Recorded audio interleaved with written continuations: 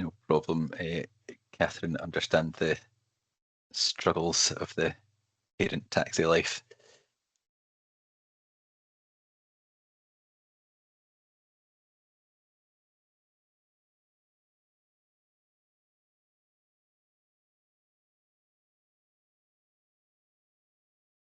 For those of you just joined at the tail end there, we're just waiting until 25 to before we kick off to let any folk who are just a little bit later in the door join the meeting. And then we'll kick off.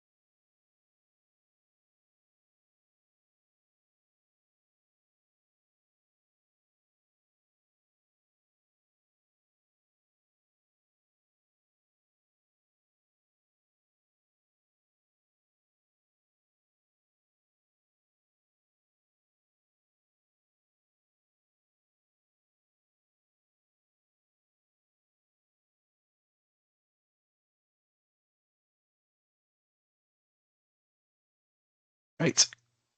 Okay, that is us at 25 to, so we'll get started because I just want to be respectful of everybody's time this evening. So welcome along, and thank you so much for coming and spending some time with us to talk about Pharmacy First Scotland and Pharmacy First Plus with us. This is one of several Ask Me Anythings that we've done since the service has been launched in Scotland, so an opportunity just to get a rundown right from the basics all the way through to where we find ourselves today, a wee bit of a glimpse at what the future holds for the service, and more importantly, a good opportunity for us to run through some question and answer, so you're able to submit them as we go through the evening. We have also had a really good number of questions submitted in advance of the evening, so what we're going to do is we're going to work through bit of presentation and then we'll move to question and answers. We'll run through the ones that have been submitted in advance first and then open it to the floor.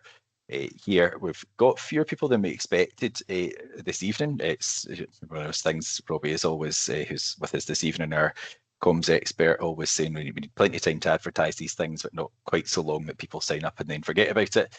We had just over 100 people signing up, so there's maybe a bit of that, also maybe a bit of when the actual day comes and you're there all day at work, it maybe doesn't quite feel the same level of enthusiasm as when you signed up. So we will get started this evening. Couple of things first. So welcome. And as I say, we're going to go through a bit of housekeeping, presentation, questions, and then we'll let you guys all away. Our aim would be to have a hard stop at 9 o'clock, just so that you are all away back at a semi-reasonable time to your families. We have got with us this evening, so I'm Adam, I'm the Head of Policy and Development at Community Pharmacy Scotland. I'm joined by a colleague, Gordon, if you want to introduce yourself. Hi folks, yeah, I'm Gordon Winter, Policy and Development Pharmacist and as part of Adam's team, so welcome to everybody.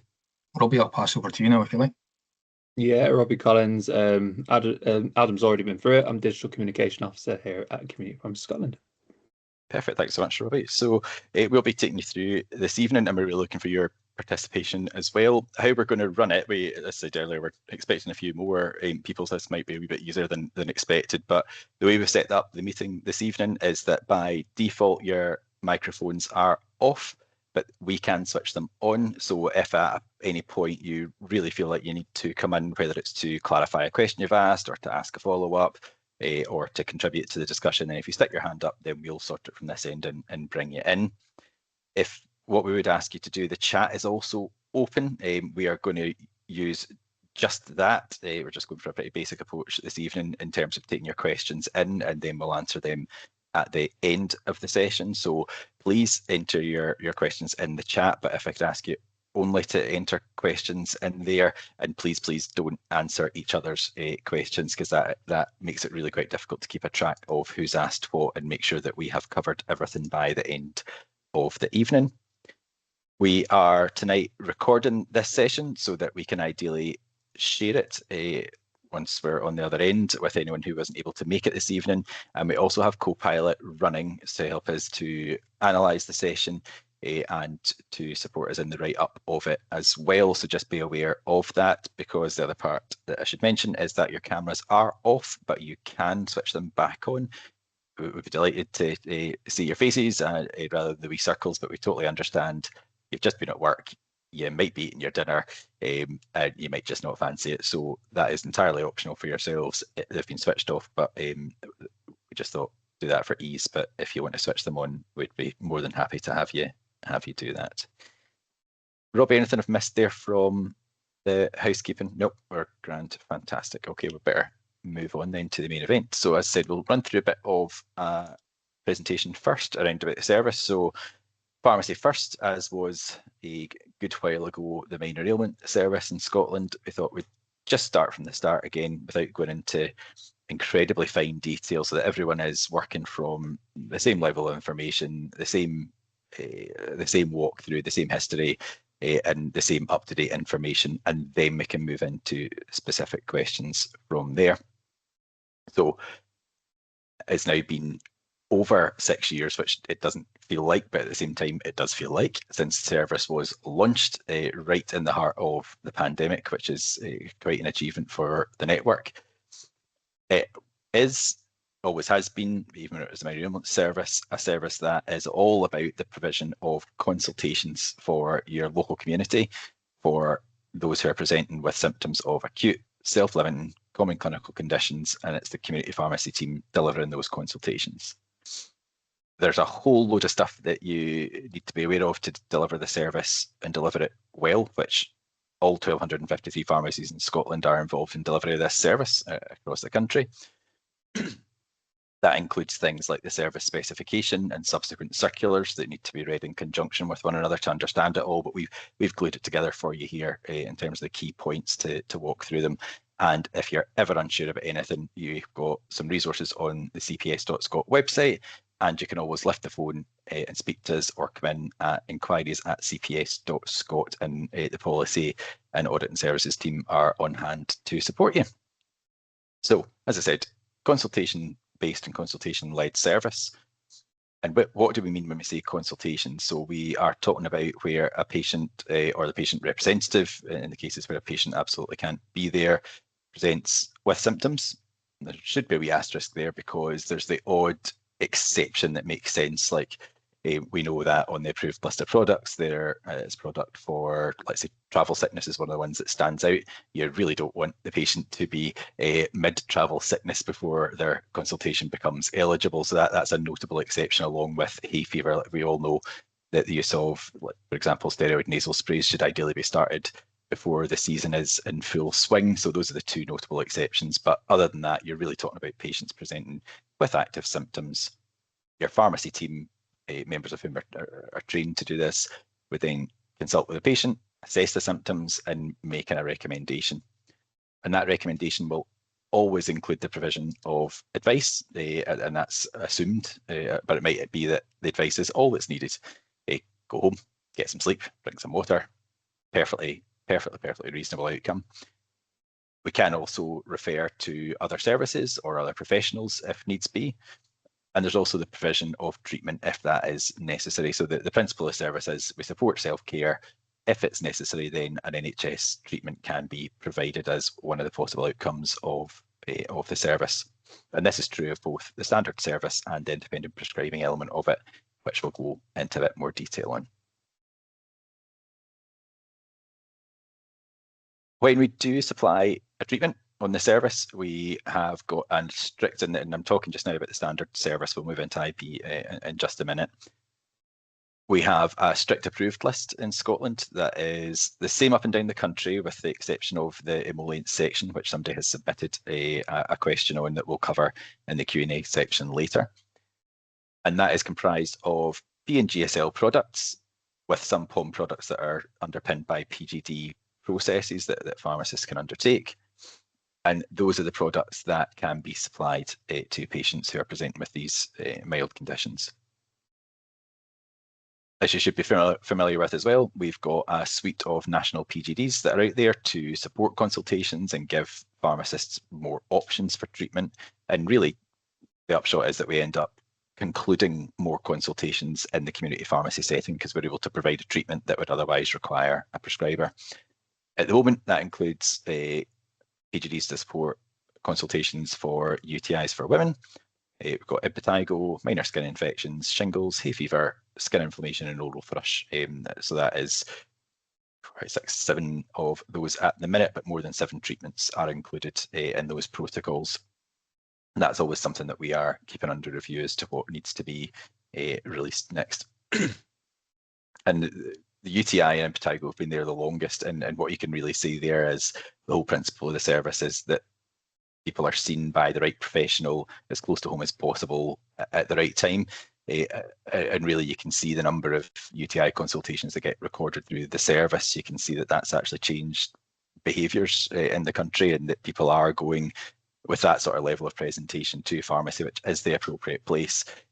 So it's a microcosm of the success of the service, which again we'll talk about in a little while. Eligibility for the service, so it is a very open service in terms of access. That is the whole point. The reason it's run through community pharmacies is that there's 1,253 of them across the whole country. Everybody, almost everybody in the country lives pretty close to a pharmacy. We are the most accessible healthcare professional out there, and we've got the right skills to deliver this service as well. And we know through various studies that it's an acceptable service and for patients, and that they trust the community pharmacy team, as you guys will all well know as well. Specifics of eligibility though, I've actually done this the other way around than we normally do, because we've had quite a lot of inquiries on this recently. Some of them were actually triggered, I think, a lot by, we had the Commonwealth Games coming, so a lot of questions coming in. We always get a bit of a spike at this point in the year because we have the Edinburgh Festival on as well, so a lot of people travelling, and then we get a lot of tourism, particularly in the Highlands as well, which usually raises a couple of questions. And there's always a brand new scenario every year that we've never quite come across. But to sum it up, effectively the easiest way to remember it is that everybody is eligible for this service except visitors to the country. And by visitors, we mean people who are here for less than 3 months, or intended to be here for less than 3 months, so they are not eligible. And I suppose that's the thing to remember, and that's the easiest way to remember it, because when we, as we've done in the past, explain who is eligible, you can understand where people get confused, particularly when there's even if you look at the service specification and directions, that there is a bullet point that says, oh, if you're registered permanently with a Scottish GP practice, you're in. If you're registered temporarily with a Scottish GP practice, so registered as a temporary patient, you're also in. But then there's a sub point that says, but not if you're a visitor to the country as well. So that visitor point really is the one to hold in your mind. And just quickly skimming across these as well, you are absolutely eligible if you live in Scotland, but you're not registered with a Scottish GP practice. So that can cover people who are between practices, people who perhaps live near the border and are registered with an English general practice, or who just don't have an active registration. And that could cover a number of use cases. It also covers the Gypsy or Traveller community in Scotland, and the asylum seeker community as well, and their dependents. Gordon reasonably recently wrote a cracking article on eligibility that dives into a bit more depth, which we will share out after this as well.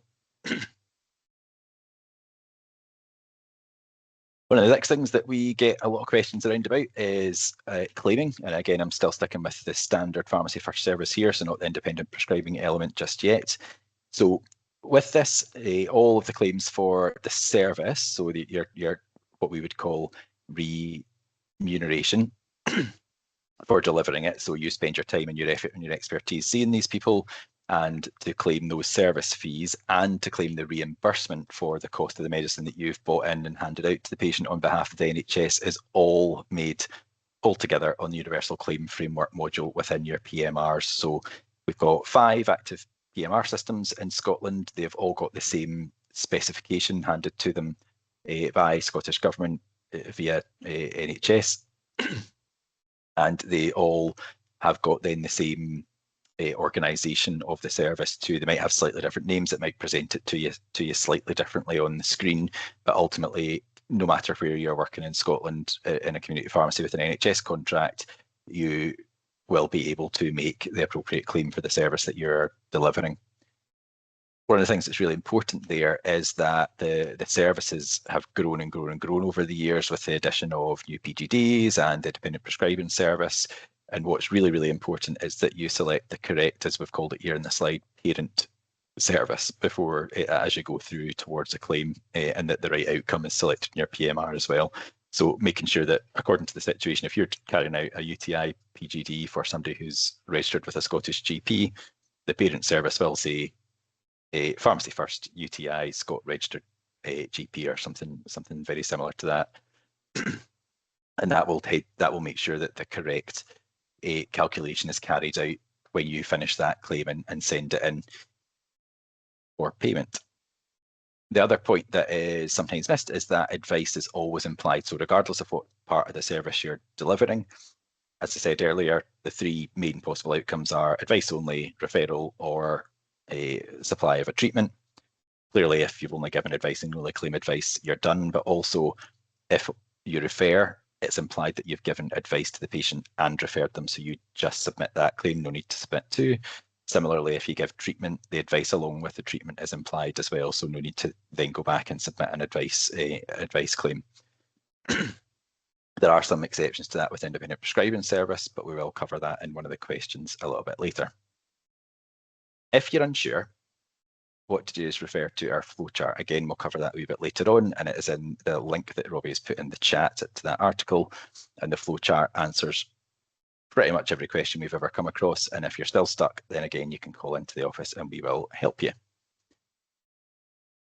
Moving on now to the Pharmacy First Plus service, as it's currently called. This is, the way we like to think of it is it's overlaid on top of the standard Pharmacy First service. So where a community pharmacy owner has got a community pharmacist working in a pharmacy who is IP qualified, they've got their additional clinical skills, they are able to offer meet all the terms and conditions that are required of the circular that introduced this service in September 2020, then they are able to apply to their local health board to register as independent prescriber, get a prescriber code, get a pad, and really importantly, go through all of their local governance processes and get visible to them as well, and they'll support you in that process.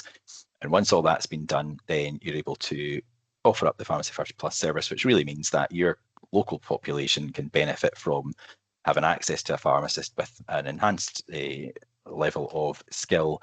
And once again, the upshot is that means that pharmacy team can conclude more consultations in the pharmacy, whereas an equivalent pharmacy without this service on offer would have to refer a good number of more consultations and patients into other services, which is not quite as slick for the patient. What to flag to you there is, if you haven't read it, whether or not you are already delivering the service, or if you are getting ready to, or if you're just interested, there is a circular from September 2020, which describes everything you have to have in place before you can start claiming this. And we will make sure that that link goes out as well to you.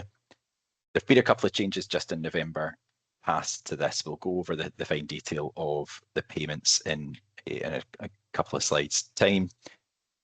But one of the core things is that if you are wanting to claim the availability payment that is associated with this service, then you've got to be able to offer at least 25 hours a week across at least 45 weeks of a rolling year to account for absence and holidays. However, since November in 2025, you can actually offer this service and claim activity that you are carrying out without claiming the availability fee if you're, for example, not able to offer quite 25 hours, but you still, and this is really important, must operate in line with the circular from September 2020. So we will, as I say, share that and make sure that you can see all the detail there. Oh, excuse me. Click that one too many times. I've already mentioned this, but I'm going to go over it again because it is so important, which is that at the earliest possible stage when you're considering setting this service up, you've got to go and engage with your local NHS board team. You'll find their details on the community pharmacy website. That's not ours. Our website is cps.scot. Theirs is communitypharmacy.scot.nhs.uk. And then when you go into that site, you'll probably be familiar with it. You'll find it broken down by health board, and you'll find contact details and information about independent prescribing in each of those local areas on that site. Once you've been in contact with these guys, they'll support you with the local process, what they expect in terms of governance, in terms of assurance, reporting, what support they're able to provide you as well. And once they're happy that you're ready and you're happy, then they will start the process to assign you a prescriber code and to order you prescription pads as well. And once you've done all of that, you're ready to go and you've got your pads, you can claim, you can submit the claim to start the availability payment if you are able to make over the 25 hours as per the terms and conditions. There's a couple of things to note here, though, one of which is around about those prescription pads. That's probably, to say, Gordon, probably the second most frequent topic of conversation after eligibility recently. And I think that's just because of the number of sites that are now becoming live and the number of people that are qualifying, particularly with the newly qualified pharmacists now coming through with their IP annotation as well. It's just getting a much higher volume, much more complicated, and a lot more people with relief roles looking to deliver the service. So what so the health boards are the ones that are responsible for the pads. They're the ones that have got the authority to provide you with a pad. And the thing to remember with that is that your independent prescribing pad is specific to you and the site for which it's issued. So unless your health board has got a different arrangement and they tell you otherwise, the agreed deal effectively is that the pad, again, easiest way to remember it, the pad doesn't travel, even if you do, unless your health board tells you otherwise. So speak to them, figure out what the local arrangements are and take it from there, but expect to need a pad if you work across more than one site offering the service. Expect to need a pad in each of them. And just whilst I'm on the topic as well, that NHS pad, as I say, is associated to a site. You certainly shouldn't be going and using it in a site that is not set up to deliver Pharmacy First Plus, because that then takes you out with the governance and you need to think about things like liability and insurance and whatnot as well. The very bottom point there is in bold for good reason, the start and stop claim forms. So these are what you submit to claim the additional base payment that we'll touch on a wee bit later. You should only submit them to start the service once you've got your pads and you've agreed with all the above with your health board. And the stop form, you just must keep in mind that if for whatever reason you're not able to keep up the offering that is required for the minimum hours, or if you are leaving and there's then not a backfill IP in place, or for any other reasons, maternity leaves, all of these things, you must remember and consider and look to submit that stop form to stop those claims, because otherwise they'll keep rolling. And then when the health boards are doing their financial governance and looking back the way, we have had a couple of situations whereby these payments have carried on just through it being people just not remembering to go and do the thing, which can be completely forgiven, but it has resulted then in cash flow issues paying that back over time. So that's one really, really to keep in mind and remember.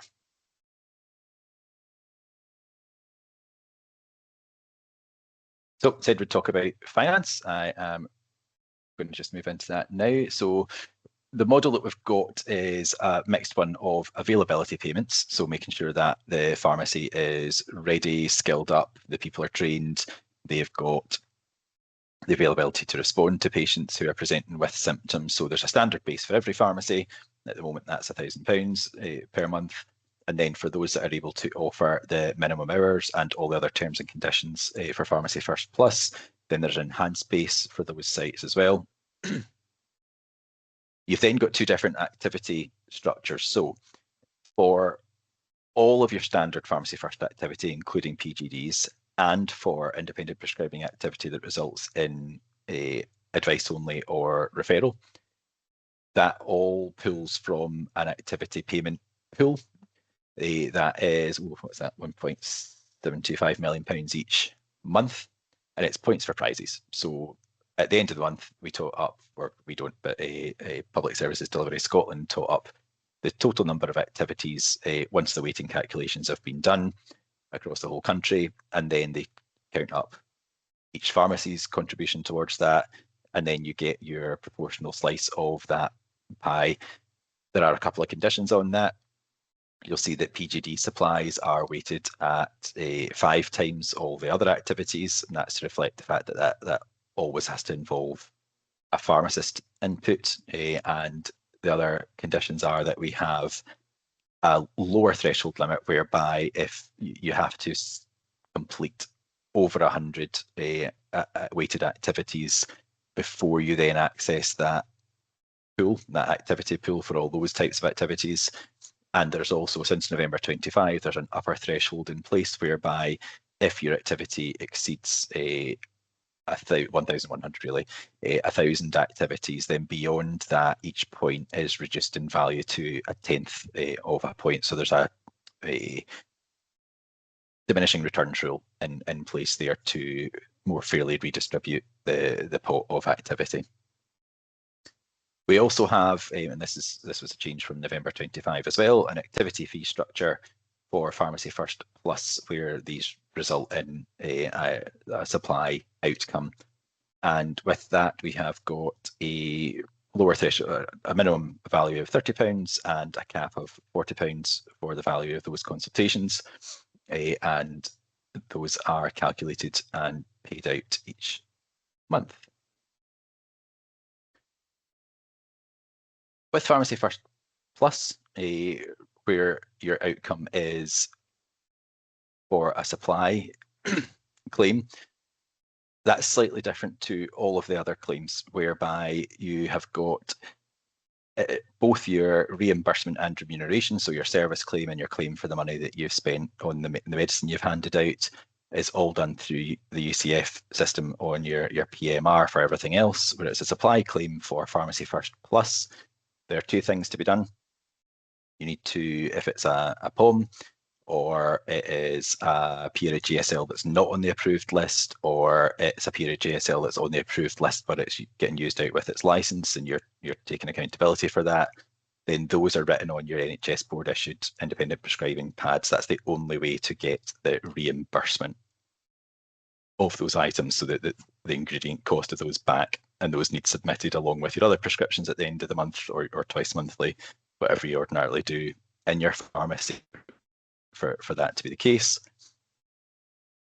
But that does not and will never trigger service payment. So your service payment is still through the Universal Claim Framework on your PMR. And again, really, really important, make sure that you find, identify and use the correct parent service within the UCF. So that is labelled as a Pharmacy First, brackets independent prescriber, or brackets IP. And under that, you'll have a advice, supply, refer, and all bar now, I think, just one PMR who's still, we're waiting on a fix for. You'll notice that the supply feels different from the PGD and the standard Pharmacy First, in that you can't go on and process an item then, and that's correct. That is the right way to do that. Really, you're just saying, I as an IP have made a supply, and that then leads down that different payment structure from the different pot of money. Excuse me. With that, your supplies of medication, your local health board will cover this in the governance when you set up with the service, but it's really important for us to include this message as we go along, as well as a reminder for everyone and for those that are looking to set the service up. So you've got to stick by all the terms and conditions of the circular that set the service up in the first place. You've got to stick with all the governance that your local health board puts in place. But as an active prescriber in that health board, part of that as well is working within your local board's established prescribing guidance, local formularies, so you have to be aware of these and you have to use them. They're in place for a reason. They apply to all other prescribers who undertake activity similar to Pharmacy First in different settings, so they apply to you as well.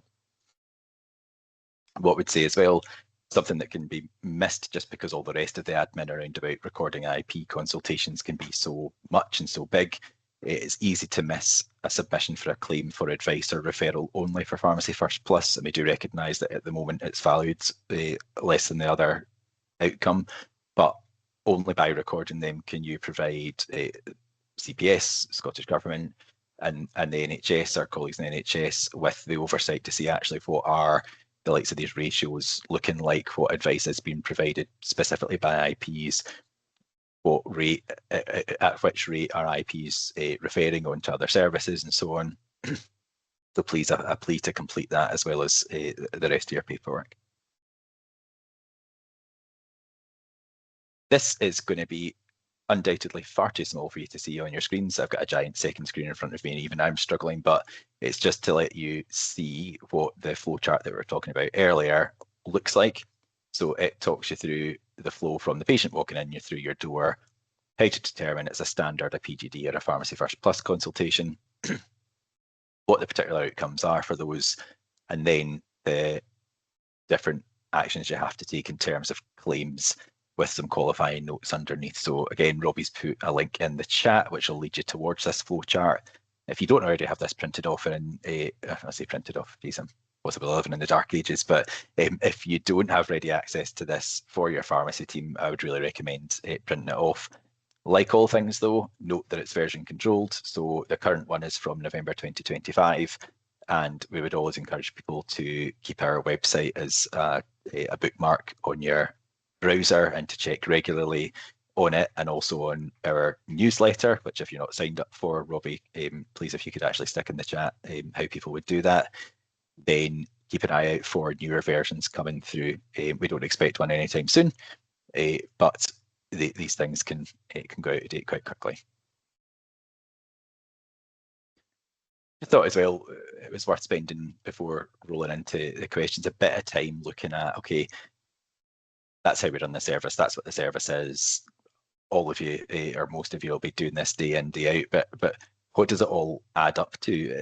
And from where we sit in CPS, we are immensely proud of the delivery of this service and where it's been taken to. So Public Health Scotland in the last 2 years has changed how they report on Pharmacy First as a service. And actually it's quite, I think the first time we saw it, we went, hey, where did all the numbers that we found so useful go? But actually, when you look at it, it's so impactful the way they report on it now, because they're able to look at CAI data. So they can interrogate this in ways that isn't possible for CPS. Even we've got some fantastic data analysts, Jodie and Radic, but there's no need for us to have CAI data because it's sensitive. So we're not able to carry out this sort of analysis, but they're able to do things like this statement so powerful. So Pharmacy First, over a third of the population, or actually over 35%, to give it its full due, of the entire Scottish population has used the service at least once in the last 12 reported months. Now, these do lag a bit, so that probably only was up to September, October 25, but that's incredible. And we all know that people use this, most people use this more than once in the course of a year. The other thing that's the second point you'll see there is probably a bit of a double-edged sword, in that a 70% increase in activity in 4 years is just proof that this is a way that people like to access care. It works for them. We're able to deliver it. I say we. I do the odd locum, so that's why I include myself in the we, but really it's you guys doing the heavy lifting on this day in, day out. That's absolutely incredible, but it does also reflect a pressure in the service that we're all too aware of, and that's why CPS exists, to work with the government on how we address that and how we make it work in a sustainable manner. Another figure that is just really, really nice to see is the two bottom ones combined. Really, we've gone from, if I remember correctly, in the very first month that anyone could deliver Pharmacy First Plus, as we call it, was probably October 2020, and I am fairly sure it was not many over 20 sites that we had active there. And I just checked before we came on and made sure my slide was up to date, and we are now sitting at just over 700 sites who are, that is a proxy, so it's not going to be exact. That's the number of people who are claiming the second base payment, the enhanced base payment for offering the minimum service level there. So that is absolutely incredible. If you remember earlier, I said 1,253 pharmacies in Scotland today. So we are solidly over the halfway mark, which is just incredible in such a short space of time.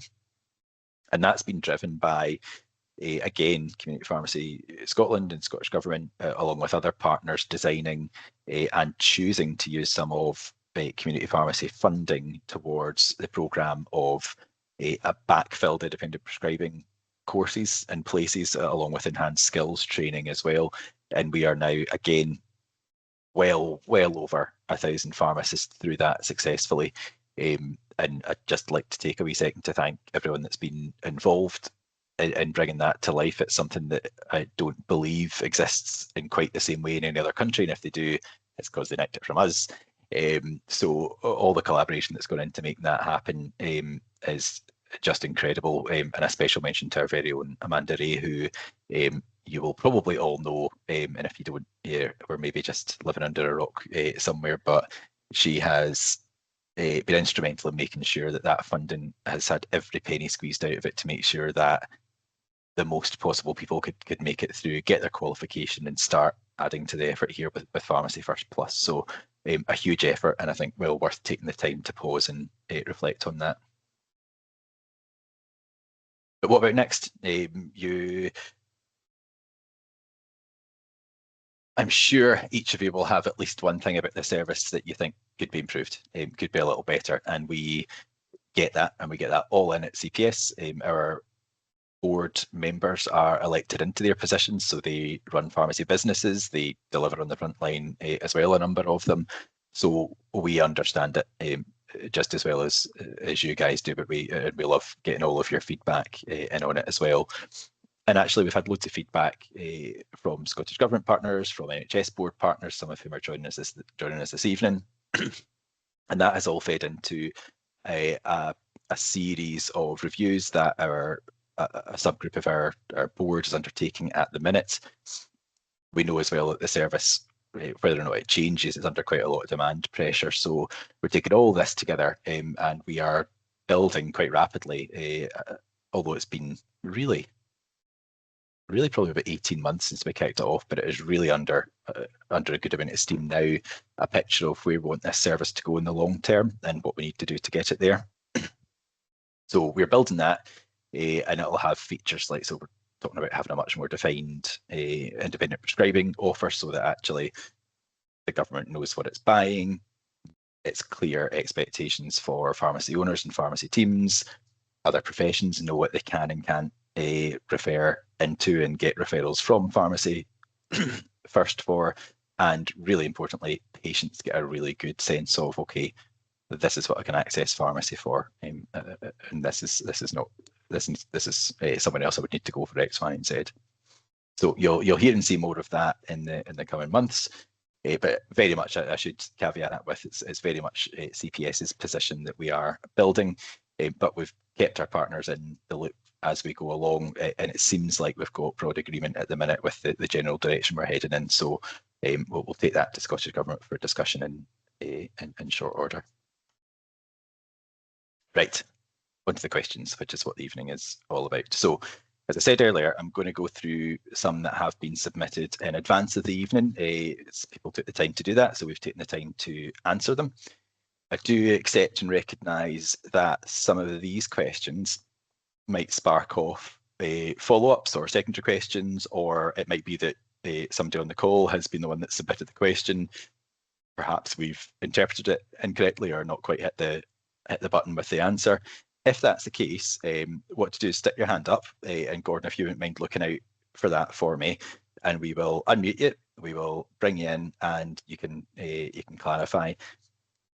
If it just makes you think of something, you think, oh, here's a question I could ask, as we said earlier, stick it in the chat, and we'll work through those ones after we've done this. I'm just going to take a wee drink because I've been talking at you. Your ears must be bleeding as well for quite some while. Whilst I'm at that, Gordon, is there anything from the chat or anything that I'm not seeing that would suggest we need to do anything at the minute? Pause, answer something from the chat. No, I can give you a break from speaking if you like, Adam. There's a couple of questions come in. One from Zainab. This is just on the chat tonight. So would it be okay if you went over what type of pharmacy first advice we would be allowed to record? Would discussing drug interactions with patients be recorded as advice? The answer to that one is it depends, I suppose. If you're talking about interactions between over-the-counter medicines, which you're counter prescribing, fine, or if you're giving extensive medication advice about symptoms which they've come in with, yes, you might well refer to their PMR for that as well. That would seem appropriate. Where it wouldn't be appropriate would be to discuss purely prescription medication. So if you're just giving the medication out and you're discussing the prescription, that is not pharmacy first, and nor is it pharmacy first plus. So there is some overlap there, but it has to be in response to symptoms which have come into the pharmacy to begin with. Yeah, that last bit, sorry, Gordon's really, really important, and I totally agree with your answer there. So I would go even further actually to say you're discussing drug interactions as part of a pharmacy first. It might count as part of the advice you provide, but it all goes back to that test almost. So I'm going to go all the way back here, guys, because this one actually is something we get reasonably frequently. So this here, your second and third point, and then the subpoints under the third point are the things that you should always stop and test yourself on to answer this question. So the service intent is all about responding to symptoms that are being presented. Now, I did say to you, travel sickness and trying to get ahead of hay fever are the two main and almost only exceptions there. It's not restocking cupboards. It's not, as Gordon said there absolutely correctly, oh, looks like you're on amlodipine and simvastatin, I better talk to you about that. That's entirely different. That's professional advice on long-term condition symptoms. Really, it's this self-limiting common conditions presenting to you, and then you've got to have a consultation, assess the symptoms, provide advice, and a recommended course of action. It's all here on this slide, and this slide is it's paraphrasing, but this stuff is in the original service specification as well. So, Gordon, sorry, you're I think moving on to another one there. No, thank you, Adam. And another one came in from Kerry. I've often done this is a common, not a complaint, but it's a common comment. I've often done a very lengthy consultation and exam using my pharmacy first plus skills, which has not resulted in the provision of a medicine. Is this the only provision of payment, the advice and referral option? So they would be weighted at one, and you wouldn't get the supply fee of £30 to £40, which doesn't seem to reflect the professional time or input. And it's fair comment. It's not a perfect service. It's not perfect where it is. It's not finished where it is. And that's important to remember. This is just part of the journey. These changes that came on the 31st of October last year were used to address and reward positive, good behaviour, I suppose you might say. So those pharmacists that were actively prescribing and taking that extra workload as part of their dispensing would be rewarded, as opposed to those ones who were not actively using the service. If you take those two cohorts from before October, they were both receiving the same payment, which wouldn't have seemed appropriate nor fair. It's not perfect, and you make the right comment that supply is not weighted the same or paid the same as advice or referral, despite the fact they might take 80%, 90% of the time, but that extra was to reward the prescription process, the mental process, the physical process as you go through in choosing what to prescribe, etc. So yeah, it is fair comment. These things always get reviewed, but this was used to address the fairness of the kind of wider picture at that point. And that's the two that have come in, or Robbie's told me there's another one, so I shall go. Must have gone up. What we can do is, oh, sorry, on you go. I tell you what, we'll get this one done, and then that'll be us cleared on there, and then we can just refresh the page, and we'll go on to the ones sure. There. I have come across an increase of the homeless population who have yet to register with a GP practice, but unsure of intention to remain. Would this population be eligible? That'll be a professional judgment one, but my inkling would be yes on that.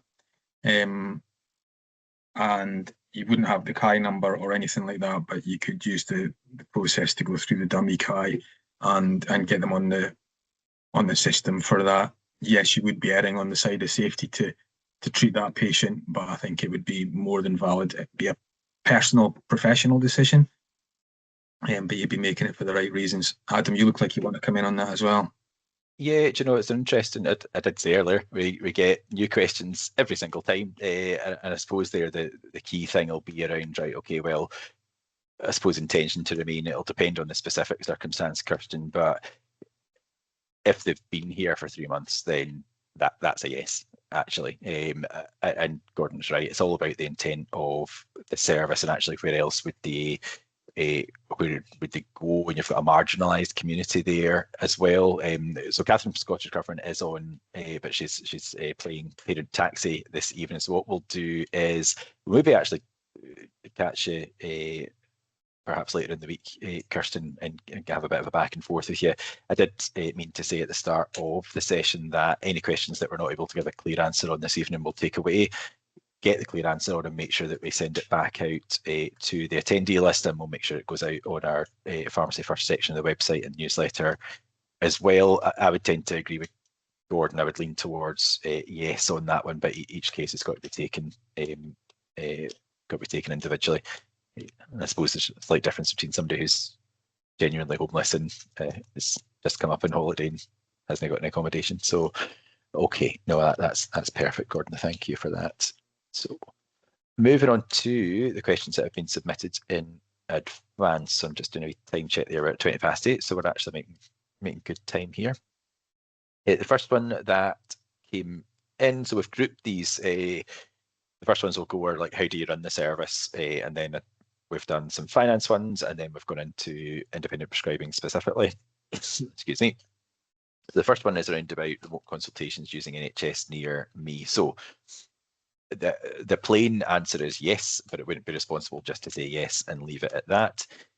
The circular that lays out the terms and conditions of offering Pharmacy First or Pharmacy First Plus is very clear that you can use that mode of consultation, as you can use phone consultations as well, but for both of them, they're by exception only. This is intended to be a face-to-face access service in the first instance for the vast majority of patients. So if you've got somebody who's housebound, who's too ill or contagious, who's a care home resident, it's not an exhaustive list. So there may be other circumstances under which you might choose to do that, but it would be your professional judgment. But the key thing is that the spirit of the service and the intent is for this to be in person with people. If you do conduct it online, the circular is just as clear that NHS Near Me is the only acceptable online video consultation option. So it's in person, phone, or NHS Near Me, and the latter two are by exception. I think, again, it's worth mentioning here that just from a professional and practical standpoint, you would really want to consider what sort of consultations that you would readily do over the phone or online as well. I don't know many that would feel comfortable taking a description of a rash, for example, and taking that to a conclusion that you were really comfortable with.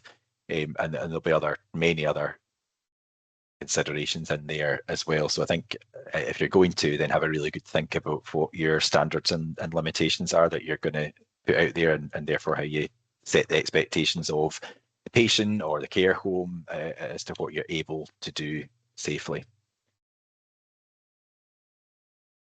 Got another one that was actually a new one for us as well, and we've already asked the right people for the answer to this, but it's not come back just quite yet. So this is about referring to local out-of-hours services, so whereby you've had a pharmacy first consultation, it's beyond your ken, beyond your scope, so but it's also out of hours, so you can't refer to a GP practice and you feel like the person needs to be seen. And this person, the question was written longer. We've shortened it for the slide here, but when they tried to make that referral, the response they got from the local out-of-hours centre was that the person wasn't registered in that area with a GP practice, so they directed the person, rerouted them into the 111 number, which, as we all know, is a really poor patient journey. That was never our understanding of the centres. The centres all do work slightly differently. Whilst NHS 24 coordinates and has the call centre and sends people, these are run by local health boards.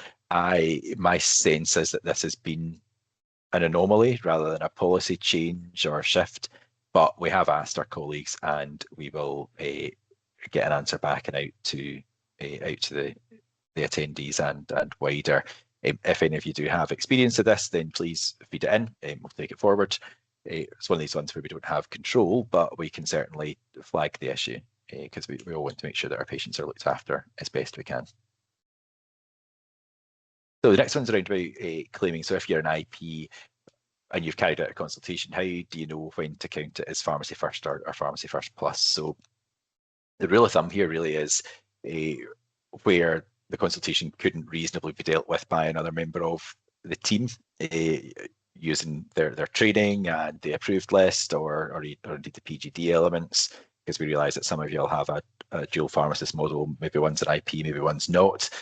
So I suppose, again, using an example there, if you happen to be front of house and you speak to somebody and they've clearly got a head lice and you decide to supply a treatment, that can't really be reasonably justified as an IP consultation despite you being an IP. But we also recognise that you've been trained, you've had these additional clinical skills training, you think in a different way, you can't switch that off. So really, if you're utilising and using those skills and you're in the consultation room, then that's what counts. Again, there's a bit of professional judgment in there as well, but we hope that can all be applied sensibly. This is one that we get every time that we run this session, and we get it often into the office around about how many times can an item be supplied on pharmacy first. So this one again is actually very, very dependent on what the situation is that you've got in front of you and indeed the patient. So the black and white answer is there's no defined limit anywhere in the service regulations or in the specifications. However, there's a couple of things you might want to think about. So if you've got a recurring illness, I mean, I was going to use UTI there, but that's not a good one because the PGD literally tells you there's a limit on recurrence. But if you had a vaginal thrush recurrence or whatever, and it suggested something was going on with the person, then that's a reason to refer into another service. As we talked about earlier, hay fever medication, it's pretty predictable that the person is probably going to need this for a good number of months over the summer, again, depending on the year and the pollen predictions. So actually there, what would be the benefit to anyone of passing that person on to another service? So very much case-by-case assessment. I do remember as well, it's consultation led, so something can change whilst it might on the face of it look like it's just an identical request. We all know fine well that things can change, either about the patient, about the medication, about the response to the medication. So as long as you're still qualifying, having that presenting symptoms, discussion, recommendation, then you're grand. There's some practical elements to this as well. If somebody's effectively been diagnosed with a condition and you feel like they could get a better service or a better, for example, quantity of prescribing from their general practice, or indeed if you feel like the general practice should have the condition on record, then that's something you might want to consider as well. There is also the odd, we had a couple of flare-ups, excuse the pun, in advance of the summer, around about springtime, in this across the country.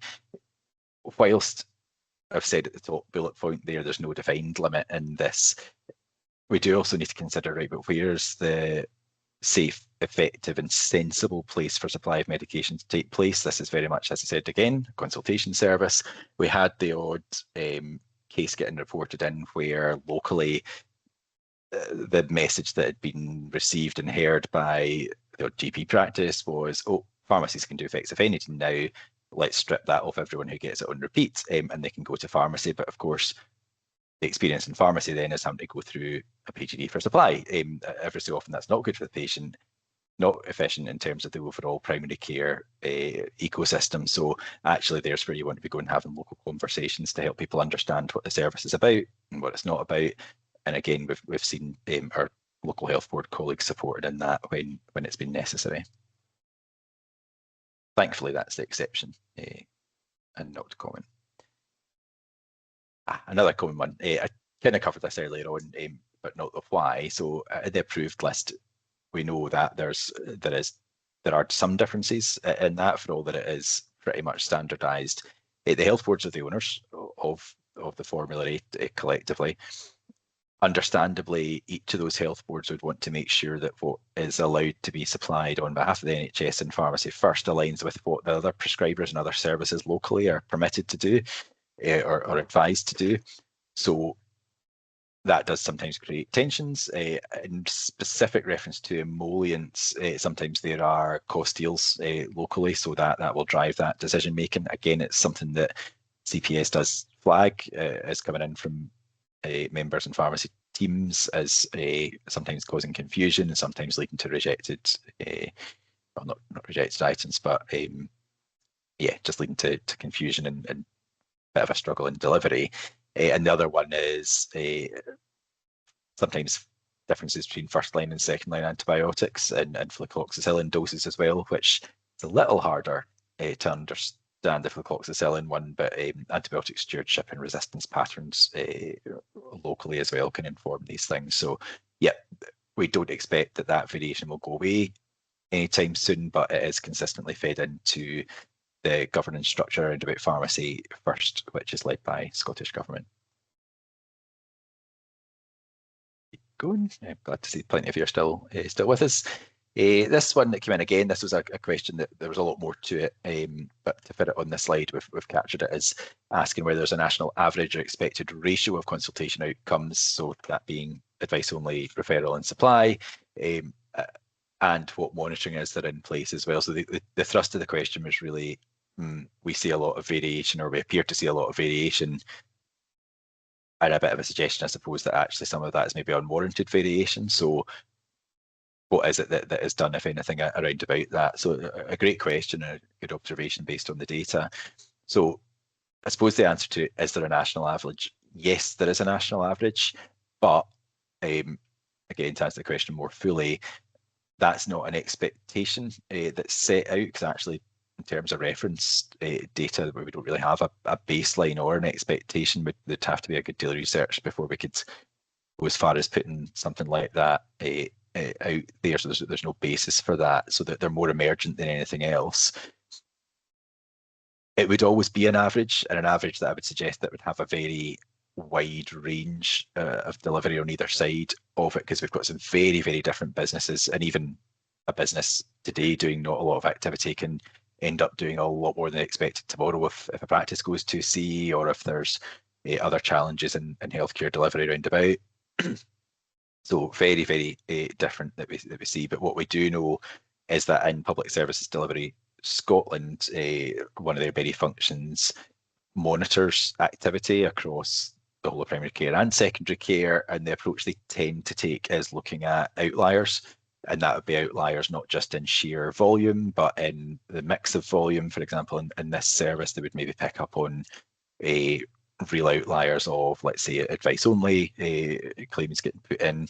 So they do look at that, yes, and they do contact outliers to have a discussion now and again. So we do see that activity happening.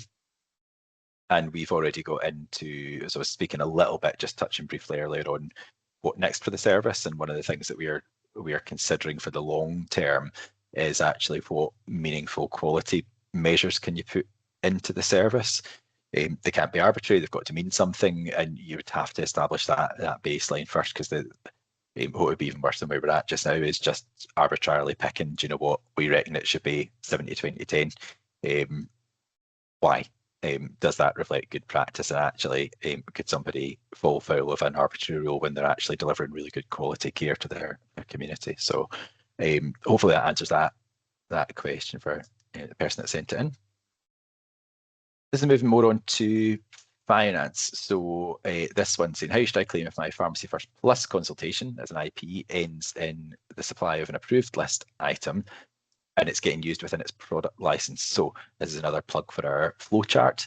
And in this one, what you do is you claim the item via the standard Pharmacy First service, which will give you the service fee and the payment back for the item, and bonus, you don't need to write on your IP pad. But we would also ask you to claim under make a second UCF claim under the IP element of the service that is advice only, and that is to feed into the national data set to say an IP carried out a consultation that had a different outcome. It's an IT limitation we are rapidly outgrowing. We have already, I would say, actually outgrown UCF. It is a fantastically useful tool when you think back to the trauma of having to pull out that pad to write all your smoking cessation and your gluten-free and all sorts of other claims for reimbursement. So it's a wonderful thing that's been built, but it really needs some further development, and that's something that we'll pick up with our Scottish Government colleagues as well. And part of that limitation is that there's no other way to do that other than end up claiming to activity points, but it is known, it is accepted for now by NHS colleagues, Scottish Government and ourselves as well. There's no way around it. And you get other anomalies like that as well. If you run a PGD that ends in supply and you also want to supply, let's say, pain relief that's on the approved list too, you can't add that onto PGD supply claim. So you're going to need to do a PGD supply through UCF and then do a standard Pharmacy First supply separate to that, which ends up with 6 now, sorry, because PGD supply is weighted at 5, 6 service points, but it's the only way to do it. So it's accepted, albeit imperfect. Oh, another wee flash up on the screen of the flowchart. So just to get that in your brains, as I say, please do find your way to accessing it if you don't already know where it is. Oh, somehow managed to get that out there with strange transitions. So this one, how do I claim for Pharmacy First Plus consultations and medication reimbursement? So this is a reiteration of the point I made earlier, but I felt we couldn't ignore the question coming in. So as I said earlier, consultation fees, if you are making a supply on Pharmacy First Plus, they can only be triggered, making a supply or having a referral or advice outcome, only be triggered by completing the UCF module on your PMR. So that would be going under Pharmacy First independent prescribing, parent route, and then the appropriate outcome underneath that. But even if there's one PMR out there that I think may still allow you to process an item, but it shouldn't. So even if it allows you to process an item, it shouldn't do, and you won't get reimbursed for them. So you need to either, if it's a thing that needs to go on a pad, an item needs to go on a pad, then you need to write that on the pad, which I didn't mention earlier, is also because that makes it legal. So you need to do that and submit the form for payment. If it's not requiring a pad because it's a PR or GSL that's on the approved list and you're using it within its product license, then do it through the standard Pharmacy First route.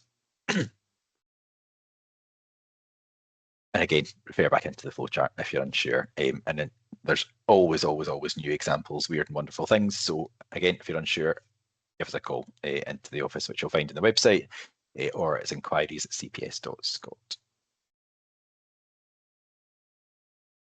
A few more, and then we'll return to the chat. So this one, probably more recent, why some of my claims for approved list items get rejected. So this is not straightforward, but the key message I would provide you is that CPS is on top of this.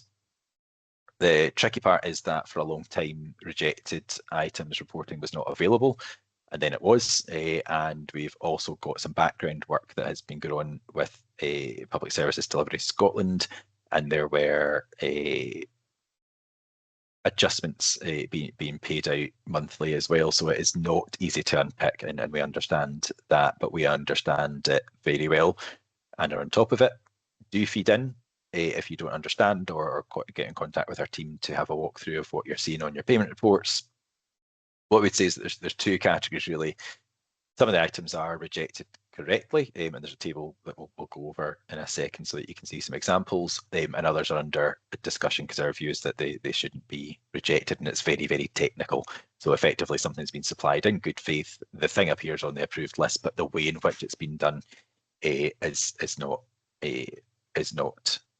quite worked on the other side. But before we move on to some of the examples, there's some key bits of advice for you and your teams that we would say it should stand true for all of you and give you the best chance of submitting the best quality claims that will be accepted, which are to make sure that you're using the most up-to-date approved list version. So again, that's a plug for our newsletter because you'll get notified via that when there's an update. Periodically check on our website as well. The approved list gets a full review now every 3 years because actually we've got a long history of understanding that the medications that are on it are cost effective and they suit the vast majority of presentations that we see. But in between that, there are often supply issues where we reduce down to maybe just one option. We want to take it back up to 2. There are interim switches and updates, sometimes to solve technical things, sometimes clinical. So keep an eye out for versions because they can come out thick and fast periods. The other rule of thumb would be, as you read the approved list, and we would say always keep a copy nearby, enter the details as you're processing it for the patient as they appear on the approved list, right down to pack size when you are selecting the item for processing and trying to generate a label. That makes a big difference. We'd also say, unless it's a PGD that you're processing, on a Pharmacy First UCF claim, avoid selecting a POM pack, and that's just a sub-point under the one above. And anything that you see that seems unusual or hasn't been addressed, then do feed it into CPS.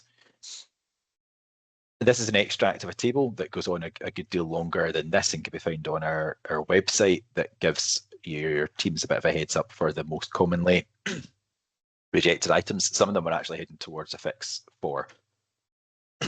So the top one there, and you see it a lot with the dressings that are allowed. You'll notice that on the approved list there, the permitted pack size is often 1, and you can't order in a single dressing, and therefore labeling out of a 1 pack is difficult or not possible either. So these can be rejected. This is one of the ones where there's been adjustments being made, and we are very close to, if it's not, I should have checked this before we came on this evening, actually, apologies. If it's not already happened, then we're very close to this fix being out there already. But you'll see as you read down this as well, other common reasons for rejection. So the correct quantity of a correct item that appears on the approved list has been supplied, but it's been picked out of a POM pack, even though it's been the correct quantity that's been provided. That'll lead to rejection as well. Similar situation here, it's the pack size as well. And then actually here is where the item's been written as what's on the pack rather than what appears in the approved list. And again, that has resulted in rejection too. So always worth having a look at that on the website. Moving on, this one again, round claims. So I kind of make a Pharmacy First advice claim if I provide a consultation about a long-term condition or prescription written by, for example, a GP. So this is very similar to the question that came in on the chat earlier on. So people thinking along the same lines there. So the very short and clear answer is no, you can't. So Pharmacy First and Pharmacy First Plus scope is very much consultation in response to active symptoms of an acute self-limiting common clinical condition. And that's it. And earlier on, I'll not skip us back to that early slide again, but just check yourself. Is there active presentation of symptoms? Again, the odd exception. Are we having a consultation, assessing those symptoms, and then coming up with a recommendation for the patient to take forward? This is now moving on to independent prescribing. Some very specific questions that come in. Again, we're getting more and more of these as the prescribing community grows. This one's specifically about what if I'm leaving a site, or if I'm leaving a business or the sector or a health board or the country, what should I do with my IP pads? And again, I would go back to the points that we made earlier, which are that IP pads are specific to you and specific to the site that you're working in, unless your health board tells you otherwise, which you don't understand happens, or we understand doesn't happen that often. So you go back to the guys that gave you it is the answer to this one. So contact them and they will arrange the return of pads between yourselves and them, or indeed they may be destroyed, but it is their pad, their property, they're the ones that have got the authority to provide it to you. So that is the first port of call for you. Next one, sticking with IP questions. So if I'm making a supply within the eligibility criteria of an active PGD, should I use that PGD or should I use my prescribing pad? So this is a perennial question, but I'm actually quite glad that we are heading towards a different answer. So in an ideal world, you've gone and you've done your IP qualification, which gives you the legal right combined with the pad that you've been given by your health board. That's your legal route to supplying prescription-only medication. So in theory, you should never need to use a PGD. However, in recognition that, particularly at the outset, before there was any clever consultation recording software, I appreciate that not everyone's got access to that still. It was a lot more straightforward and quicker, and you could see more patients if you were able to use this route where a patient fell into the correct bracket to be able to use a PGD. That's still permitted. It's an informal agreement between NHS, Scottish Government and ourselves, just to recognise that admin. But both the finance structure and actually just as we head towards more and more coverage of independent prescribing, we really do intend to head away from this, if nothing else, so that we can give people a really clear answer rather than aye, maybe aye, maybe it's no. If you fancy it, but you don't have to. So yeah, that I would hope in the next year or so we're able to actually just head towards no, it's your IP pad. So that was the last one of the previously submitted questions. So Gordon, I'm going to ping back to you to see what else has come in through the chat, if anything.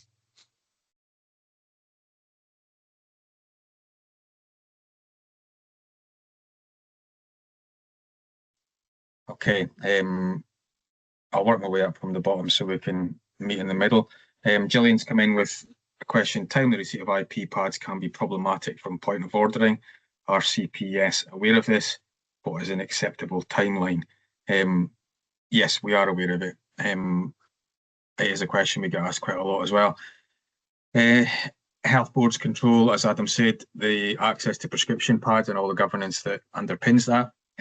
Each health board has their own unique way of doing that, but it is also prescription pads are printed on a rotational basis as well. So you might get lucky the fact that you order your IP prescription pad, the health board process that on your behalf, and then the very next week it's the pharmacy pads that are being printed, and that is your best case scenario, and you should receive that in the quickest possible time frame. Or you might end up with your request going in the week after the pharmacy pads have been printed. So optoms, GPs, dentists, they all get their pads printed in the same manner. So you might be lucky, you might be unlucky, but it will vary. It will vary on the health board process and your timing, basically. It is something we're aware of. We have had discussions. Hopefully that will improve over time. There's certainly going to be an interesting time coming up with the newly qualified IPs joining the register. So that will be kind of a pinch point coming up. So we'll need to see how that goes. But these processes will improve over time, hopefully. But there's no answer to what is an acceptable timeline. If it goes on, if you were waiting 8 weeks, maybe that would maybe be a right time to phone up and maybe make sure that they've got your request. You could do that sooner just to check they've got your request. But you would just be playing the waiting game really to see when that arrives. Catherine's come in and said that approved list updates are always released on the 1st of the month, so you can look out for them as well as look out for them in our newsletter. Kirsten has asked, is there a likelihood of community pharmacists being able to access translator services? I have referred back to GP due to language barriers. I think health boards sometimes have their own services, Adam. That, you're nodding. So that would be the first place I would look. There will be apps that can do it as well, but then you'd have to watch with, are they secure? What happens to, are they recording data, all that kind of thing. So I would err on the side of caution with those, but there is translation services available from health boards. So I would look online and see what your local health board does in that regard. Adam, do you have anything to add to that?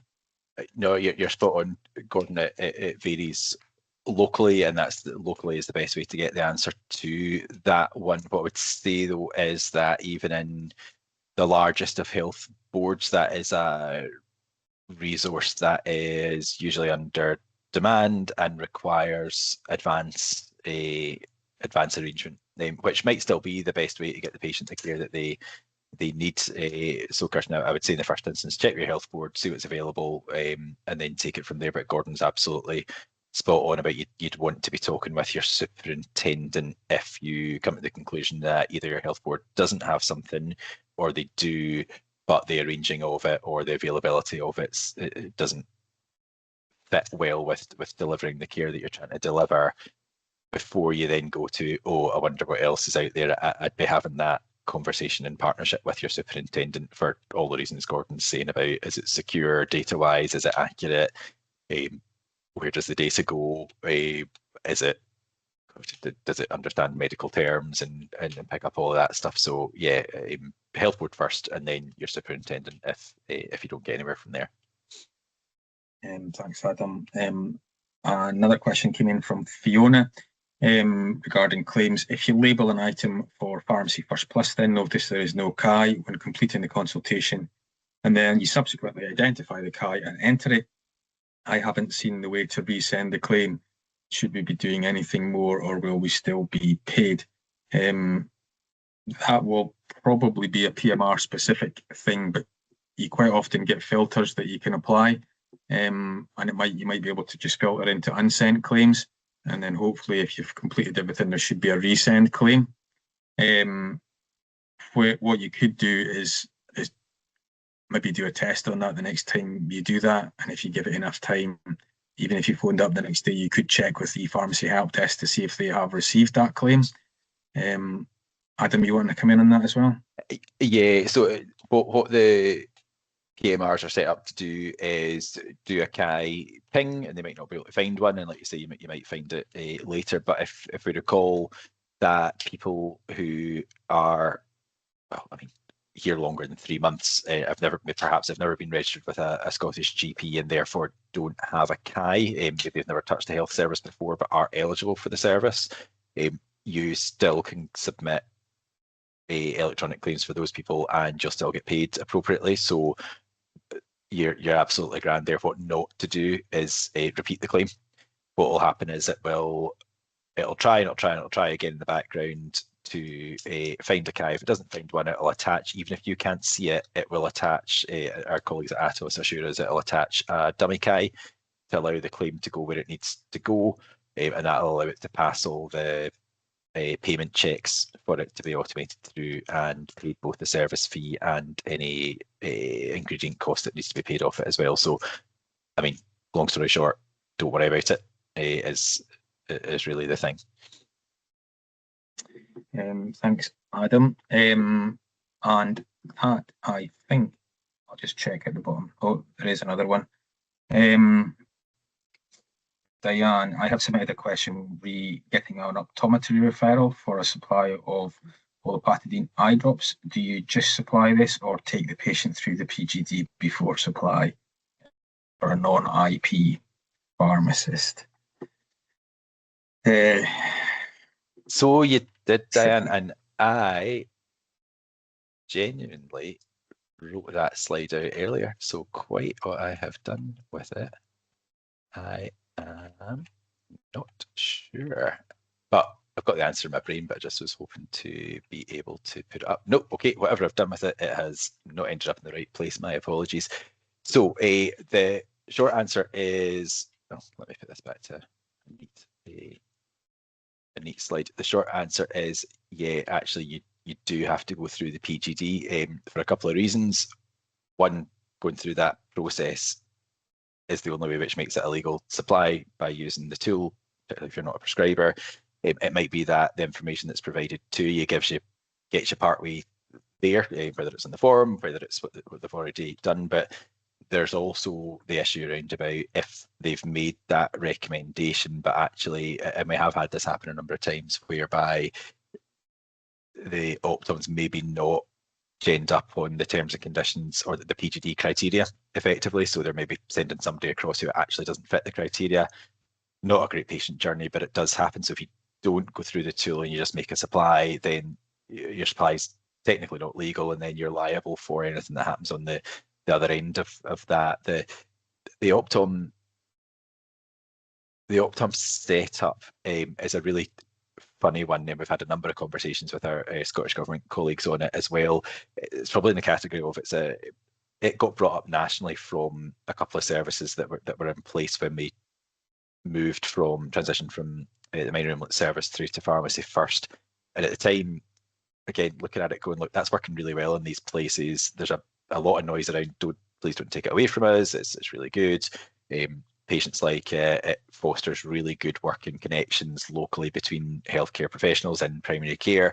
So for all the right reasons, it was kind of pulled through and brought forward and formalised a bit with the referral form. But as time goes on and we add more in and we get more experience of where most of the time it goes absolutely fine and goes right. Sometimes it ends up in not fantastic patient journeys, and also a bit of it almost kind of breaks that view of the service of being consultation led as opposed to a mechanism to supply medicines legally to patients by when somebody else has done that assessment, which is really not what the service is about. So it's a wee bit of an anomaly. We accept that. It probably doesn't feel right to pull the rug out from under the entire thing, but if we'd had our time again, would we put that in place? Not totally sure. So yeah, the answer really is yeah, you do need to go through that process to make it legal, to cover yourself. And actually, if you're finding that you're getting people who don't fit the criteria, or if the patients aren't being set up with the expectation that they're still going to need to spend time with the pharmacist, then that's about that local conversation to say, actually, listen, here's how this works. Here's our expectations when stuff comes our way. What do you need from me, send people your way, just to smooth those bumps? But we recognise and accept that it's not necessarily ideal all the time. And my apologies for somehow managing to lose a slide in a slide set that I finished not that long before we came on air. So, has there been anything else in the meantime, Gordon, in the chat? No, that was the last of the questions submitted in the chat. What I would say is, if you listened and you've got any follow-up questions, or you didn't get time to ask something, or you think of something later on, if you come into inquiries@cps.scot by email, we can get back to you then. Also, if you're an IP and you want to access the WhatsApp groups, which CPS have, same address, inquiries@cps.scot, and that would apply for IP trainees as well. And that just allows you to have that little bit of peer support, especially if you feel like you're on your own. You're not on your own, but that's the right route to come into us, and we can send out the form and see if you're eligible to join, which most people are. So, yeah. So that's certainly everything from the chat. Okay, Grant, this timed quite nicely. So I see Robbie's come on and unmuted, so he's likely about to plug something. So Robbie, crack on, and then I'll close out the meeting for everyone, get them home. Yes, we will send out the recording and the transcript for this video after the fact to all attendees, and all the links that Adam has mentioned throughout tonight I will put on that email. So that's everything. Thank you. And we have got, just to sum up before we say goodbye to everyone, the outstanding questions that we've got to answer. We're waiting on the answer coming back from NHS 24 and any insight about the hours referral, about having to be patients within their boundaries. And the other one is, we'll pick up your question on the specifics of the homeless people who actually aren't almost residents, if that makes sense, and we'll pick that up with our Scottish Government colleagues. So that leaves us to close the evening. Thank you very much once again for taking the time to come and join us this evening. We hope it's been helpful. Please, we are really open to feedback, whether this format works for you, whether the time works for you, whether it's what you expected or not. Please do let us know. You can come into inquiries@cps.scot with feedback, or again, just lift the phone and speak to us. We're more than happy for positive and constructive feedback. So yeah, we'd love to hear from you. But without further ado, you've all got families, so we will let you get back to them now. And until next time, take care.